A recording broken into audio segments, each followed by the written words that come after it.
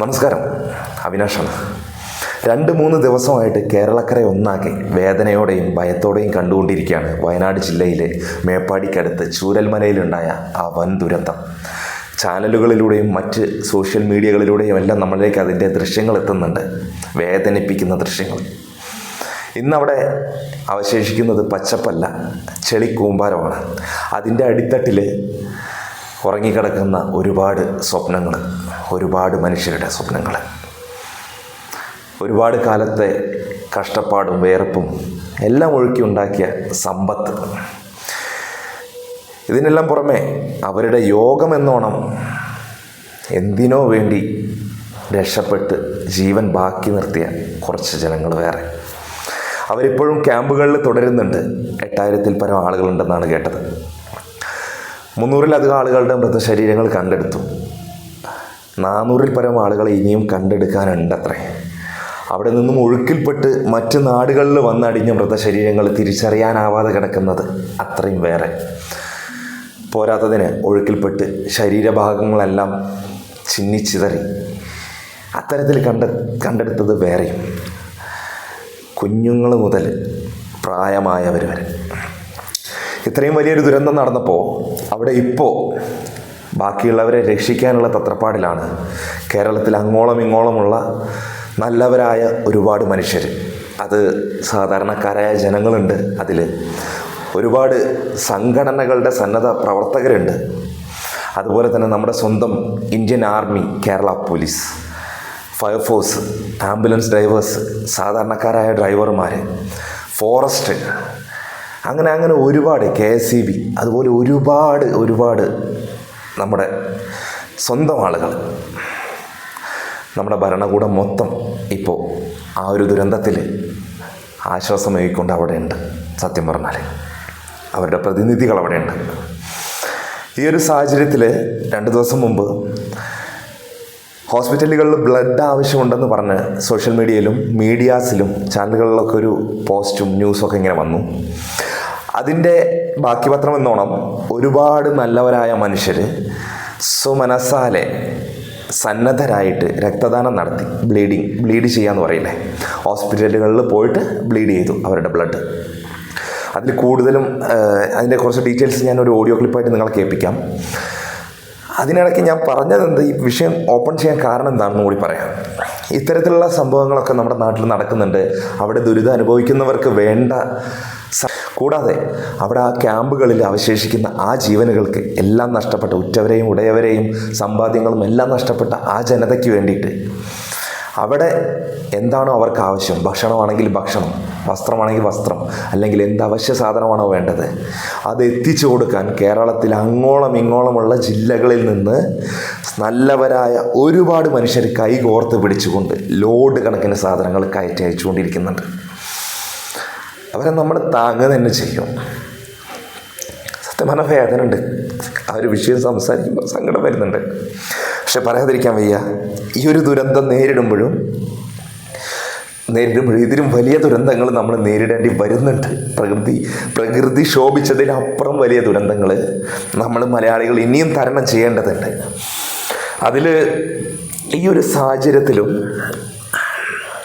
സാഹചര്യത്തിലും ജനങ്ങൾ മുഴുവൻ അവർക്കൊപ്പം നിൽക്കുമ്പോഴും ആവശ്യത്തിനുള്ള ബ്ലഡും കാര്യങ്ങളും ഹോസ്പിറ്റലുകളിൽ ശേഖരിച്ച് വെക്കാൻ ഓരോരോ സംഘടനകൾ തയ്യാറായി അവർ മുൻകൈ എടുത്ത് നിൽക്കുമ്പോഴും അതിനിടയ്ക്ക് ചില അവന്മാർ വന്നിട്ട് അവരുടെ ചീപ്പ് പബ്ലിസിറ്റിക്ക് വേണ്ടി ഉണ്ടാക്കി കൊടുക്കുക. അതിൻ്റെ കുറച്ച് 1-2 ഓഡിയോസ് ഞാൻ നിങ്ങളെ കേൾപ്പിക്കാം.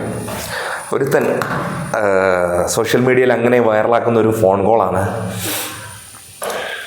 ഹലോ, നമസ്കാരം. എൻ്റെ പേര് പത്മനാഭൻ എന്നാണ്. ഞാൻ ബ്ലഡ് ഡോണേഴ്സ് കേരളന്റെ ഒരു ഇത് കണ്ടിട്ട് വിളിക്കുകയാണ്. ഇതായിരുന്നു സംസാരിക്കുന്നത്? ഞാൻ വിഷ്ണുവാണ് സംസാരിക്കുന്നത്. വിഷ്ണുവാണോ സംസാരിക്കുന്നത്? വയനാടിന്റെ കോർഡിനേറ്ററാണ്.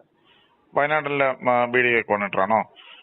വിഷ്ണു, നിങ്ങളുടെ പോസ്റ്റിൽ കുറെ ബ്ലഡൊക്കെ ആവശ്യമുണ്ടെന്നൊക്കെ പറഞ്ഞിട്ടൊരു പോസ്റ്റ് കണ്ടല്ലോ. ഉണ്ട്. നിലവിലുണ്ടായിരുന്നു. ഇപ്പൊ നിലവില് ബ്ലഡ് ഫില്ലാണ് അവിടെ, അതായത് ബ്ലഡ് ബാങ്കിൽ ഫില്ലാണ്. നാളത്തേക്കാണ് വേണ്ടത്. നാളത്തേക്ക് ആവശ്യം ഉണ്ടാവോ? അങ്ങനെ ഇങ്ങനെയുള്ളൊരു റിക്വസ്റ്റിന്റെ ആവശ്യമേ വന്നില്ല എന്നാണ് ഡിസ്ട്രിക്ട് നോഡൽ ഓഫീസറിന്റെ ഓഫീസിൽ നിന്ന് വന്നിരിക്കുന്നത്. ഇത് ഞാനല്ല ഇത് ചെയ്തത്, ബി ഡി കെന്റെ ഹെഡിൽ നിന്നുള്ള ആളാണ് ചെയ്തത്. ഹെഡിന്ന് ബി ഡി കെ ഇവിടുന്ന് ഈ ഇൻഫർമേഷൻ കിട്ടി അവിടെ ബ്ലഡ് വേണം, അവിടെ ബ്ലഡിന്റെ ഇങ്ങനെ ആവശ്യമുണ്ടെന്നുള്ളത്. ഇതൊരു തെറ്റായിട്ടുള്ള ഇൻഫർമേഷൻ ആണല്ലോ. എങ്ങനെ മനസ്സിലായില്ല? ഇതൊരു തെറ്റായിട്ടുള്ള ഇൻഫർമേഷൻ ആണല്ലോ. നിങ്ങൾക്ക് ഇവിടുന്ന് ഈ ഇൻഫർമേഷൻ കിട്ടിയത് അവിടെ കുറെ ബ്ലഡിന്റെ ആവശ്യമുണ്ടെന്ന്. ഞാൻ ഇതിന്റെ റെസ്ക്യൂ ആളാണ്, എനിക്ക് ഇതിന്റെ കറക്റ്റ് അറിയത്തില്ല. ഞാൻ എന്റെ വയനാടിന്റെ ബി ഡി കെന്റെ രഞ്ജിത്ത് എന്ന് പറയുന്ന ആളാണ് ഇത് ഹോസ്പിറ്റലിൽ നിർമ്മിച്ചേക്കുന്നത്, ബി ഡി കെന്റെ. അത് ശരി, ഒന്ന് കോൺടാക്ട് ചെയ്യാം, എനിക്ക് അറിയത്തില്ല എന്റെ പേര്.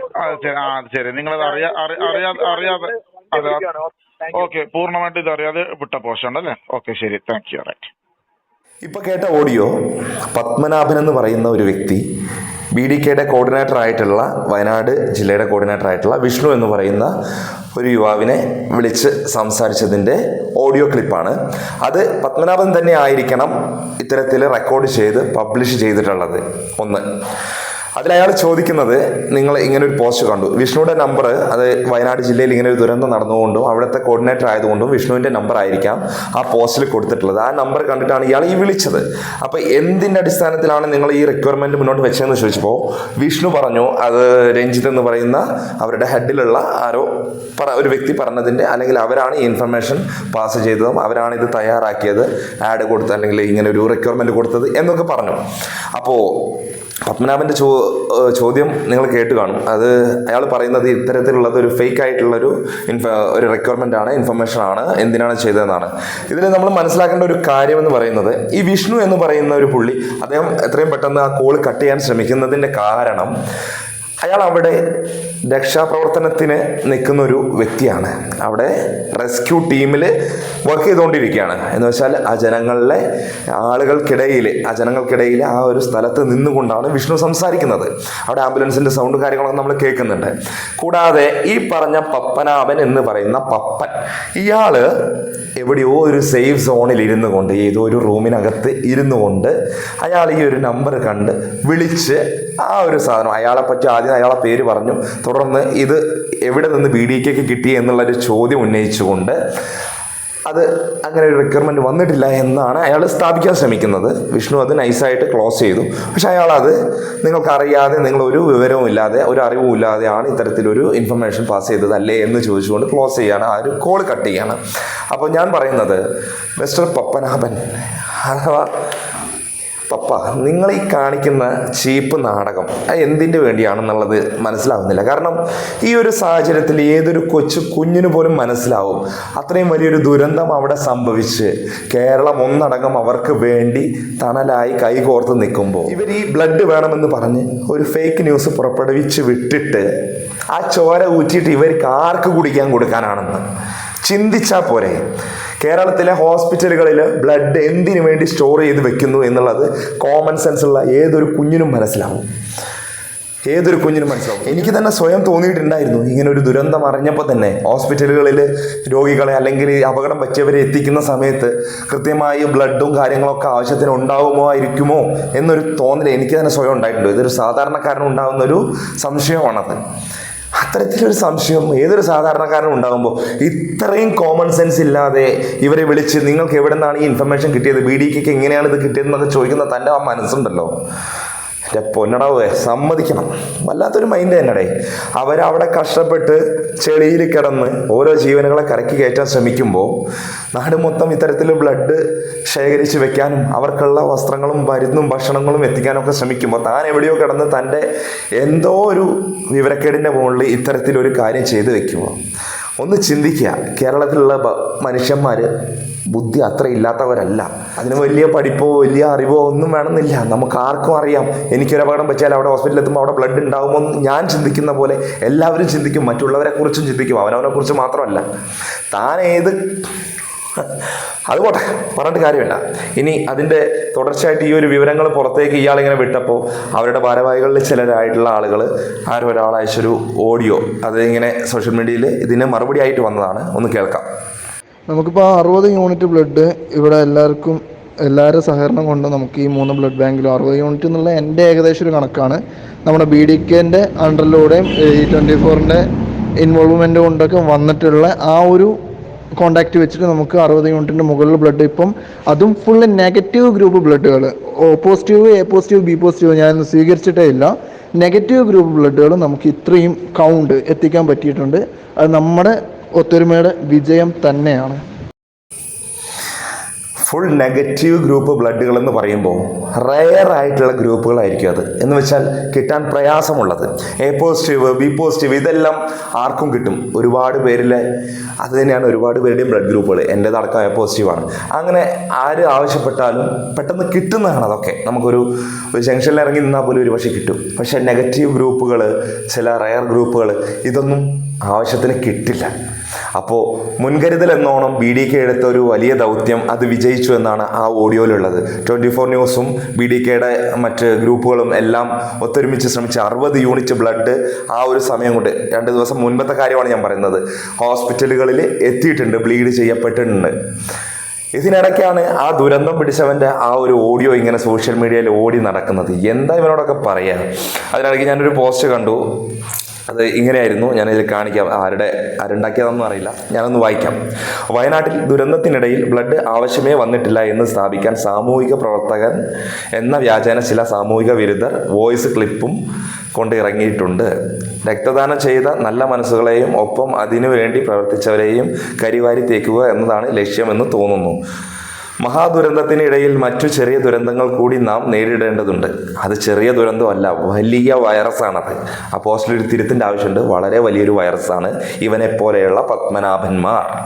ഇത്തരം സാമൂഹിക വിപത്തുകൾക്കെതിരെ ഒറ്റക്കെട്ടായി പോരാടണം. തീർച്ചയായും നമ്മൾ ഇതിനെതിരെ പോരാടുക തന്നെ ചെയ്യും.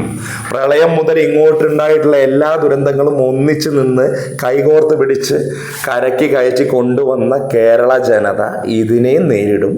ഇതുപോലുള്ള കീടങ്ങളെയും അടിച്ചൊതുക്കും. അതിൽ യാതൊരു സംശയവും വേണ്ട. ഒരിക്കൽ കൂടെ ഞാൻ എൻ്റെ പ്രിയപ്പെട്ട പ്രേക്ഷകരുടെ അറിവിലേക്ക് അയാളുടെ വാക്കുകൾ നിങ്ങൾ എവിടെന്നെങ്കിലും കേട്ടിട്ടുണ്ടെങ്കിൽ തെറ്റിദ്ധരിക്കപ്പെടരുത് എന്നുള്ള ഒരു ആഗ്രഹം കൊണ്ട് ഞാൻ പറയുകയാണ്. BDK പോലുള്ള അല്ലെങ്കിൽ ഇതുപോലുള്ള മറ്റ് ബ്ലഡ് ഡോണേഴ്സിൻ്റെ ഇതുപോലുള്ള ഒരുപാട് സംഘടനകളുണ്ട്. സന്നദ്ധ രക്തദാതാക്കളാണ് അവരിൽ പല മെമ്പേഴ്സും.